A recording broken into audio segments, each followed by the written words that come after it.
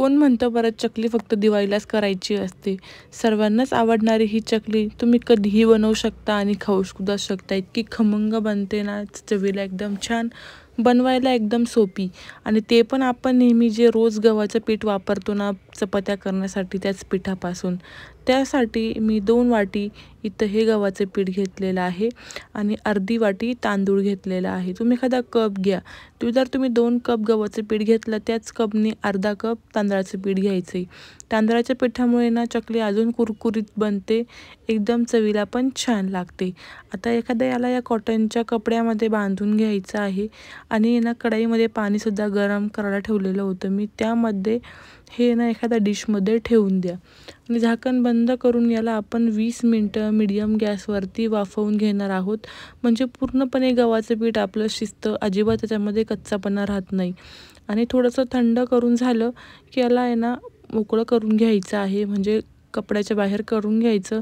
हाताने किंवा एखाद्या खलबत्त्याने त्याला आहे ना फोडून घ्यायचं. काही नाही, एकदम पटकन फुटतात बरं का, जास्त तुम्हाला मेहनत घ्यायची सुद्धा गरज पडणार नाही.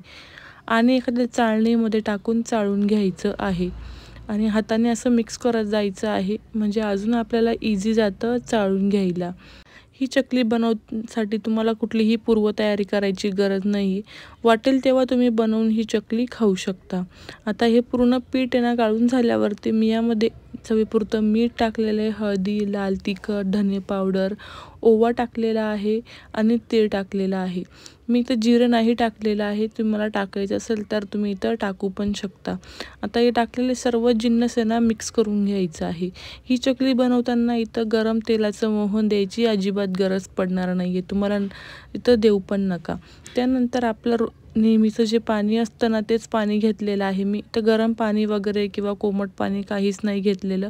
थोडं थोडं पाणी टाकून याचा मीडियम डो तयार करून घ्यायचा आहे. अजिबात कडक पीठ मळायचं नाही आहे, एकदम नरम डो तयार करायचा आहे.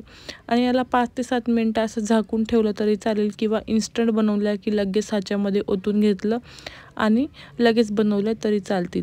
तर मी लगेच हे पीठ आहे ना 3 ते 4 मिनटं हाताने चांगलं मळून घेतलेलं होतं. लगेच ह्याच्यामध्ये टाकून इथं अशा चकली तयार करून घेतलेलं आहे.